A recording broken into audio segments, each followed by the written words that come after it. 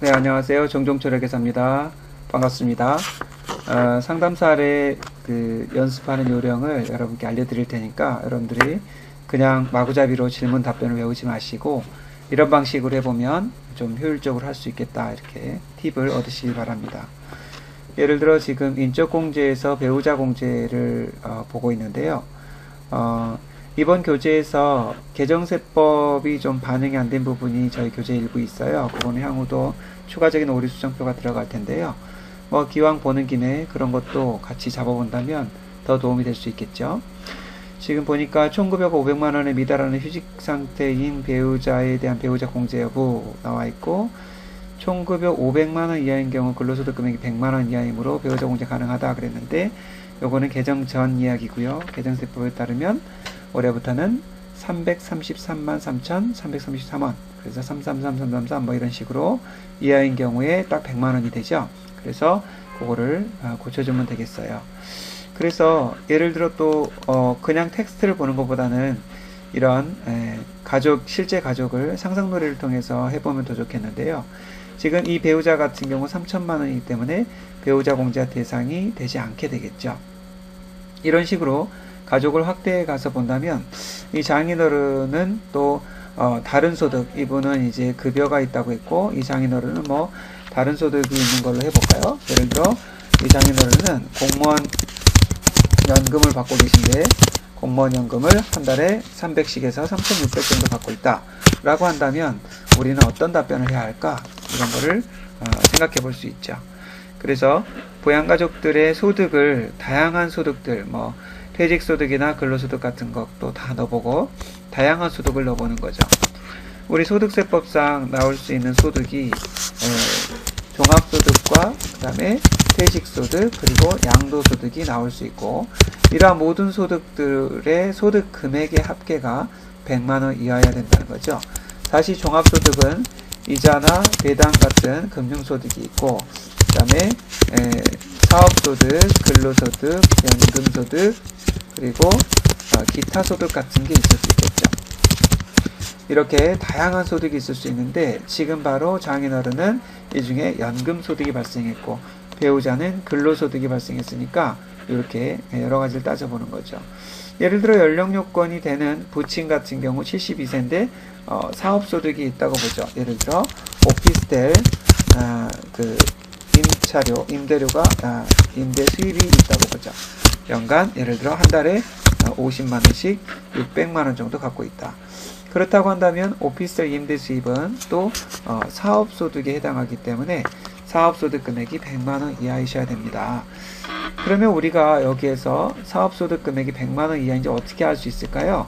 그런 것들은 근로소득 같으면 그 해당 총급여를 다니는 배우자분의 직장에서 확인해 볼 수 있을 거고요. 사업소득은 이제 세무서에 신고하는 서식들이 있어요. 그래서 종합소득세 신고라는 게 있는데 이 종합소득세 신고를 사실 내년 5월 달에 하죠.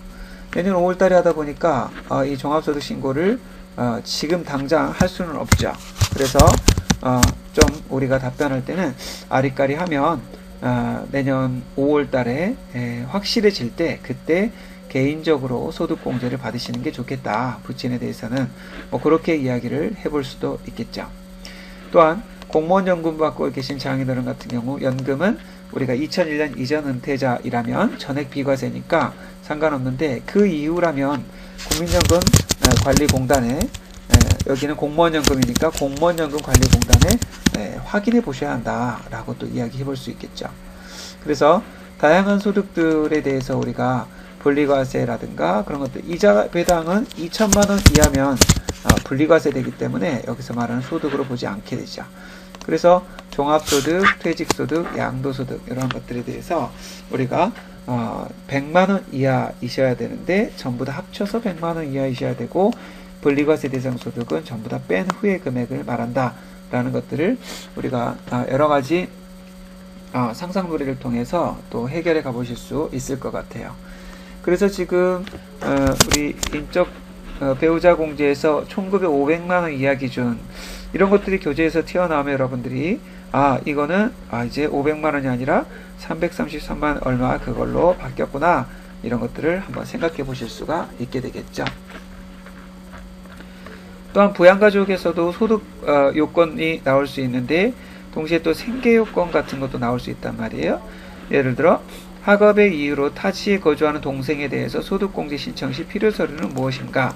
이런 거 참 많이 물어보죠. 예를 들어 지금 친가가 부산에 있는 그러한 가족이라고 치면 이 친가에 아버지, 어머니 그리고 동생이 살고 있다고 치죠. 이렇게 또 상상놀이를 해볼까요? 그러면 동생이 있는데 동생이 대학 안 다니고 부양가족 되려면 19살이라고 쳐보죠. 근데 이제 이 동생이 이렇게 살고 있는데 동생 이렇게 주민등본에 없는 동생 같은 경우에는 가족관계 증명서로 입증을 할 수는 있겠죠. 가족관계 증명서로 입증을 하면 할 수는 있겠지만 문제는 이 가족관계 증명서로 입증한다 할지라도 생계요건을 만족하려면 형제자매는 일시퇴거 동거가족 상환표라는 것을 반드시 입증을 해야 됩니다. 그래서 일시퇴거 동거가족 상환표를 작성해서 제출하실 것을 그렇게 요청드려야 되죠. 그래서 이 일시퇴거자일 때에만 되고 나머지 부양가족은 사실 떨어져 살고 있어도 생계를 같이 하는 것으로 봐주고 특히 배우자와 아이들은 미국에 살고 있어도 상관없이 생계를 같이 하는 것을 일단 봐줍니다. 그래서 이 떨어져 살고 있을 때 추가적인 서류를 요청하는 사람은 동생에 해당하게 되겠죠. 그런 식으로 우리 공부했던 내용들을 이제 생계요건 이런 내용들을 한번 쭉 여러분이 살펴보시면 좋겠고요. 소득금액 요건 아까 말씀드렸듯이 그렇게 상상놀이를 통해서 해보시면 좋겠어요. 그래서 이제 인적공제 중에서 기본공제를 한번 쭉 봤다면 이제 추가공제가 그 다음에 나오겠죠. 추가공제에서는 장애인 공제부터 이렇게 쭉 나오는데 장애인 쪽에서 또 많이 물어보는 질문들이 있죠. 예를 들어 말기암이 아니어도 장애인 공제 가능하냐, 이런 질병은 가능하냐. 자, 그건 누가 입증하는 걸까요? 바로 이제 1년 이상 치료를 요하고 말고는 해당 의사 선생님이 입증하는 거라서 우리가 알 바가 아니죠. 그래서 우리는 병원 원무과에서 장애인 증명서를 받아오시면 공제 가능합니다 라고 해야 되죠. 그래서 이제 이런 다양한 공제 서류들에 대한 질문들이 참 많이 나오죠. 이 공제 서류들에 대한 질문은 우리가 그 사람은 심대한 질병이네요, 아니요, 이렇게 말할 게 아니라 바로 해당 병원, 해당 기관에서 끊어오시면 우리가 해드릴 수 있다.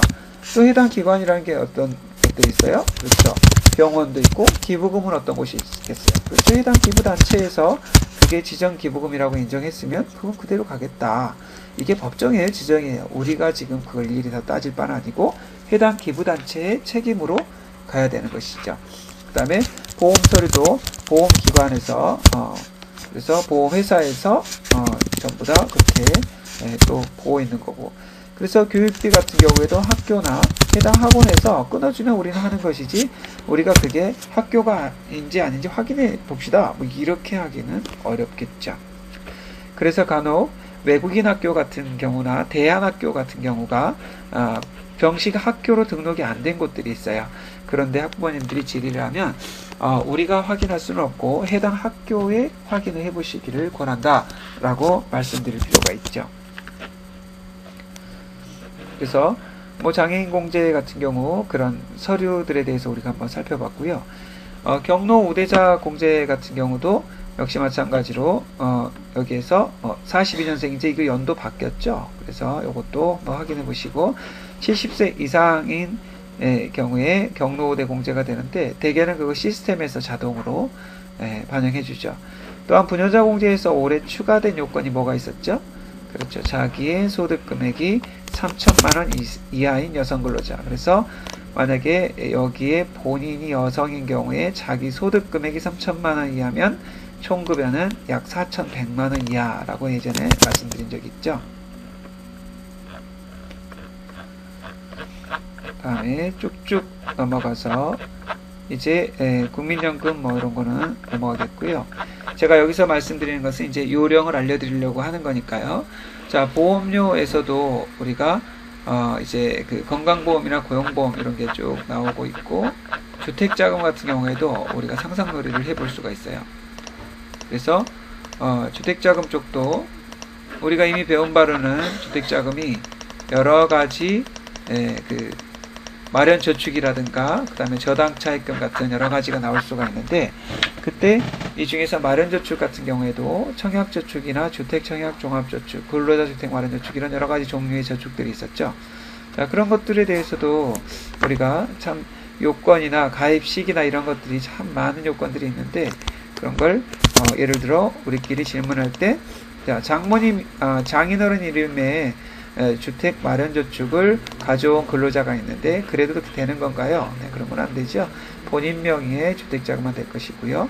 아니면 이렇게 한 집에 살고 있는데 배우자가 집이 있고 나머지는 집이 없는 상황이에요. 그때 본인이 청약저축을 가입했는데 괜찮나요? 이때 청약저축은 언제 가입했냐에 따라서 집이 한 채 있어도 되고 혹은 무주택자만 되고가 갈리죠. 그래서 그런 걸 교재에서 한번 확인해 보시고, 만약에 배우자가 한 채를 갖고 있다 할지라도 같은 세대에서 한 채를 갖고 있으면 한 채가 있는 집이 돼 버립니다. 그래서 집 한 채, 두 채 여부는 세대를 기준으로 판단한다라는 것도 우리가 다시 한번 상기를 해볼 필요가 있죠. 또한 저당차입금 같은 경우 굉장히 복잡한 표가 하나 있었죠. 그래서 2004년부터 어떻게 되고 2006년부터 어떻게 되고 2008년, 9년, 12년, 14년 여러 해에 걸쳐서 세법이 바뀌었던 걸 알 수 있어요. 그래서 예를 들어서 본인이 2004년도에 집을 샀는데 집값이 4억이었습니다. 그러면 2004년도는 집값과 상관없었다는 그 표가 있었어요. 그래서 2006년부터 집값을 따지기 시작했다. 뭐 이런 것들을 우리가 교재 안에 표를 통해서도 확인해 볼 수 있겠죠. 다음으로 이제 개인연금 저축이라든가 그 밖에 뭐 것들이 있는데, 이제 본인만 공제되는 것들이 상당히 많죠. 그 밖에 공제들은. 그런 것들 여러분들 확인해 주시고, 이제 이런 그 밖에 공제들 쭉쭉 넘어가고, 신용카드 공제 쪽에서 우리가 또 질문 답변을 해본다면, 신용카드는 이제 많은 가족들 중에서 사실 연령을 묻지 않고 해주는 것 중에 하나가 됩니다. 우리 연령을 묻지 않고 해주는 것이 뭐가 있었죠? 그렇죠. 교육비하고 의료비하고 신용카드가 있었어요. 그래서 연령을 묻지 않고 해주기 때문에 내가 장모님의 신용카드를 바로 소득공제 신청할 수가 있게 되죠. 그렇지만 아무리 연령을 묻지 않고 혹은 연령이 20세 이하라 할지라도 형제자매의 신용카드만큼은 허용하지 않는다라는 것을 알 수가 있죠. 그래서 신용카드 공제 대상자의 52세인 어머니라든가 이런 게 나와도 허용해주고, 형제자매는 안 되는 부분을 또 이야기해 줄 수가 있게 되겠죠. 그래서 우리 신용카드 쪽도 한번 그렇게 놀이를 한번 해볼 수 있고요. 다음에 뒤로 쭉쭉 넘어가서 이제 아무래도 세액공제 쪽이 조금 더 우리로 하여금 질문 답변이 많겠죠. 그래서 세액공제 쪽으로 한번 가서 보면, 네, 연금계좌 세액공제는 작년까지 연금소득공제라고 해서 연금저축을 400만원까지 한도의 범위에서 12% 세액공제를 해주는 부분인데요. 바로 이게 소득공제에서 세액공제로 바뀐 부분, 본인 명의만 또 허용이 되곤 하죠. 그리고 기부금도 이제 또 세액공제 바뀐 것들이 참 많죠. 이때 여기에서 보험료 공제 이제 세액공제 쭉 나오는데, 이러한 보장성 보험료 공제라든가 이런 것들을 쭉 보다 보면 바로 이제 보험료도 그냥 할 것이 아니라 내가 만약에 아들, 딸을 이렇게 기본공제 신청을 하고 부친과 장인어른을 기본공제 신청했다고 가정해보자. 아까 물론 이런 소득들이 있었지만 이번에는 이런 소득들을 뭐 없애볼까요? 자, 그런다면 본인이 이 아들과 딸을 위해서 들어준 보험, 즉 본인이 계약자고 아들과 딸이 피보험자인 보험, 반대로 아버지가 계약자고 손주들이 피보험자인 보험이 있을 수 있어요. 그걸 본인이 갖다 쓸 수 있을까? 오케이. 여기 보험에서는 계약자와 피보험자가 모두 나의 기본공제자에만 해당하면 바로 소득공제가 가능한 것이죠. 그러나 본인이 배우자를 위해서 들어준 보험이라든가 배우자가 아들을 위해서 들어준 보험은 이렇게 피보험자나 계약자가 나의 기본공제자가 아닌 그룹이 하나라도 끼면 소득공제가 안 된다는 걸 우리 또 확인할 수가 있었죠. 그래서 보험료 공제 관련돼서 한번 쭉 우리가 검토를 해볼 수가 있고, 의료비 공제 같은 경우에는 많은 분들의 오해가 있었죠. 어떤 부분이 오해가 있었을까요?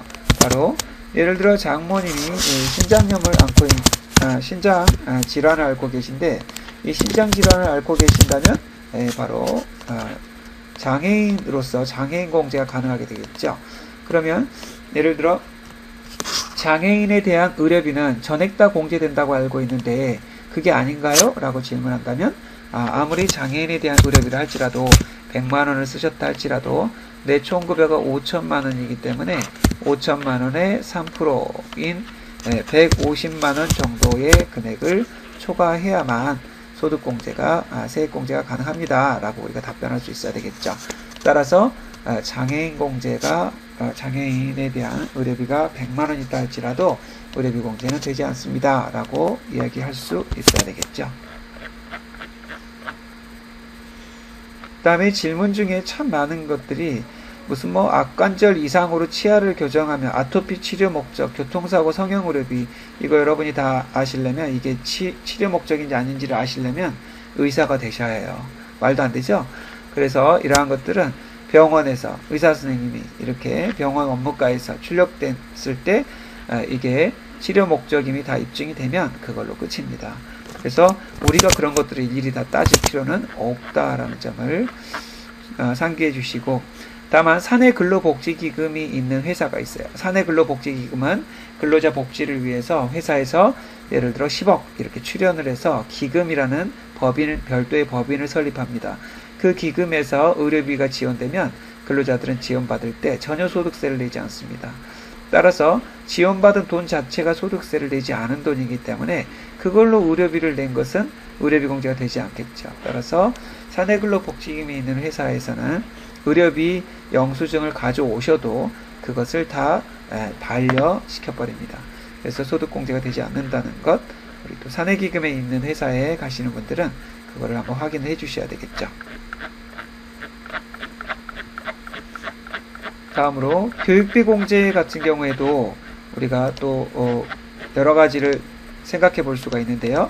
가만히 보다 보면 우리 교육비 공제 쪽에서 어떤 부분을 볼 수 있냐면, 예를 들어 배우자의 대학원비 같은 경우 가능한가?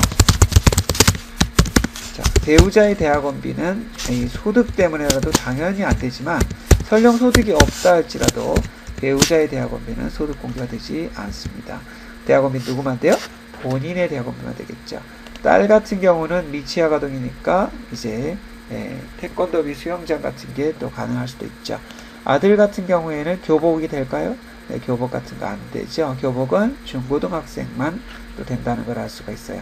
이렇듯이 이 그림을 보면서 여러분들이 다양한 가족들의 교육비를 한번 생각해 보면 더 도움이 되실 것 같아요. 대신에 해외 유학을 보낸 사람들이 있어요. 예를 들어 아들과 딸을 와이프와 함께 해외 유학을 보냈다고 보죠. 본인은 한국에 있다. 자, 그럴 때는 이제 해외 유학은 고등학교 이상은 다 됩니다. 영수증 가져오면 다 해드리는데, 이렇게 본인이 한국에 있고 배우자와 아이들만 해외로 보냈을 때 그 아이들이 중학교 이하다. 그러면 소득공제 되지 않습니다.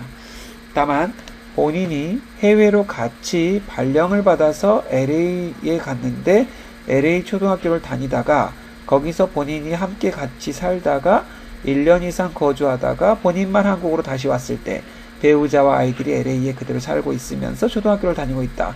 그건 가능합니다. 정리하자면 고등학교 이상은 일단 영수증 가져오면 소득공제 해주고요. 중학교 이하는 해외에서 근무하면서 거기에서 중학교 이하를 보내는 건 괜찮지만, 근무하다가 복귀해서 계속하는 것까지도 괜찮지만, 처음부터 본인은 나간 적도 없는 사람이 아이들과 애엄마만 해외로 보낸 것은 중학교 이하는 허용하지 않고 고등학교 이상은 허용하더라 라는 것을 주의하시기 바랍니다. 그래서 다양한 질문들의 답변을 한번 또 우리 해보기로 하고요. 그리고 기부금도 다양한 기부금이 있었죠. 우리가 사실 실무에서 자주 보는 기부금은 대부분 종교단체 기부금이에요. 그런데 독특한 기부금이 있을 수가 있죠. 예를 들어 학교 교수님들이라면 사립대학교에 기부를 한다든가 했을 때는 법정 기부금에 해당이 될 수 있고요. 종교단체 기부금 같은 경우에는 이제 과거에는 부모님 명의의 기부금 허용하지 않았는데 이제는 부양가족 명의의 기부금 허용할 수도 있게 됐죠. 따라서 본인이 지금 아들, 딸, 부친 이렇게 기본공제를 신청했다면 본인이 어머님 명의나 장인어른 명의의 아버님 명의나 장인어른 명의의 기부금을 본인이 신청해도 소득공제가 허용이 되더라라는 거죠. 그런 식으로 우리가 기부금에 대해서도 다양하게 한번 생각을 해볼 수가 있어요. 지금 총급여가 5천만 원이라면 근로소득 금액이 얼마가 나올 텐데 이 총급여를 기준으로 하지 않고 근로소득 금액을 기준으로 기부금은 한도를 정하게 되죠. 간혹 어떤 근로자들은 제가 지금 연말에 세금이 너무 많이 나와서 그런데 차라리 기부를 해버리려고 그러는데 제가 얼마까지 기부하면 소득공제가 다 되나요? 세액공제가 다 되나요? 이런 질문을 하는 분들이 있어요. 아마도 그런 분들은 근로소득 금액에 지금 몇 프로까지 되느냐를 물어보실 건데 근로자분들은 잘 모르시니까 우리가 5천만 원이라면 근로소득 금액이 예를 들어 얼마라고 하면 3천만 원이라고 하면 3천만 원에 뭐 고아원이나 이런 지정기부단체는 30%까지 되니까 한 900만 원까지 기부하시면 되고 종교단체는 10%까지 되니까 한 300만 원까지 기부하시면 전부 다 공제 반영됩니다 라고 이야기할 수 있어야 되겠죠.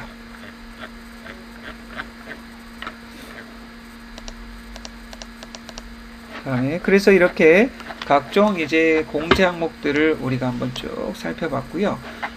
그래서 여러분들이 뭐 나머지 사항도 질문 답변을 여러분들이 해보실 수 있겠지만 아무래도 우리가 또 중요한 부분은 서식을 가지고 많이 공부를 하게 되죠. 그래서 여러분들이 연말정산을 빨리 습득할 수 있는 방법 중에 하나는 이런 서식들을 최대한 여러분들이 손으로 직접 한번 작성해보는 연습을 해보시는 거예요. 그래서 특히 소득공제 신고서, 그리고 원천징수 영수증, 그리고 뭐 이런 원천징수 부라든가 그런 것들을 직접 내가 한번 상상놀이를 통해서 작성해보거나 했을 때 도움이 되죠. 그리고 의료비 영수증이라든가 그런 것들도 전부 다 작성해 보시거나 한다면 더 큰 도움이 되겠죠. 그래서 의료비 지급 명세도 내가 한 번도 작성해 본 적도 없는데 이걸 내가 상담한다는 게 쉽지 않기 때문에 내가 직접 내가 그 근로자라고 생각하고 직접 한번 작성해 보는 거죠. 그래서 다양한 상상놀이를 통해서 약국 것도 한번 작성해 보고 병원 것도 해보고 그 다음에 가족들도 다양한 사람들을 넣어서 해보는 거죠. 우리 가족 걸로 한번 해보는 것도 괜찮겠죠. 그래서 최대한 많이 연습한 사람에게 아마도 가장 당황스럽지 않은 시즌을 맞이하는 그런 기회가 주어지겠죠. 이렇게 여러분들 다양한 방법으로 그냥 질문 답변을 그냥 외울 게 아니라 나름대로의 상상놀이를 통해서 즐거운 그런 시간을 가지시길 바랍니다. 이상 마치겠습니다. 수고하셨습니다.